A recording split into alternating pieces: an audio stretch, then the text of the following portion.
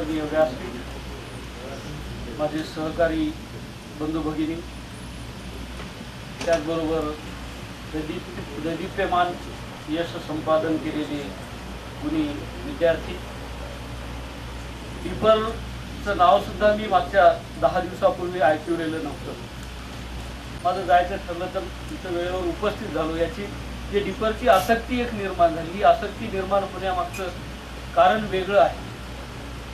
मी यशवंत महाविद्यालयामध्ये CETचा प्रमुख आहोत. आमच्याकडे रात्रंदिवस प्राध्यापक मेहनत करून घेतात, विद्यार्थी सुद्धा त्या मेहनतीला भरपूर प्रतिसाद देतात. यावर्षीचा माझ्या महाविद्यालयाचा 191 PCM मधला टॉपर आहे. पण तो विद्यार्थी 91 मिळवू शकतो तर त्यानं 200ची अपेक्षा धरली आहे.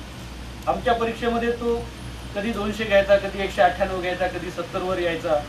पण ते तिथल्या कॉलेजमध्येच आम्ही त्याला टॉपर, हाच टॉपर राहील, हा स्टेटमधला टॉपर राहील असं आम्ही मानून चालायचो. आणि दुसरी कोणती कसोटी नव्हती की जी राज्यभर आपण आपल्या विद्यार्थ्यांना पडताळून पाहू. तर डिपरच्या माध्यमातून ही एक वेगळी कसोटी आपल्याला मिळाली. एक अगोदर आपल्याला शॉक मिळणार आहे जानेवारीमध्ये.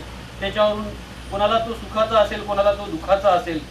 कारण काही विद्यार्थी काय करतील, या डिपरमध्ये 200च्या जवळपास मार्क घेतील तर त्यांना वाटेल की हे आपण मेंटेन केलं पाहिजे. अजून विद्यार्थी सुद्धा आपल्याला भरपूर मेहनत करावी लागेल या अपेक्षेनं ते अभ्यासाला लागतील. आणि पुढे 4 महिन्याचा वेळ सुद्धा असतो, त्या वेळेचं सार्थक होईल. आणि म्हणून हे काम करण्यासाठी आमचे प्राचार्य डॉक्टर NV कल्याणकर सर यांनी मला सांगितलं, तुम्ही जा तिथं पार्टिसिपेशन घ्या आणि आपल्या कॉलेजचं 100% योगदान आहे.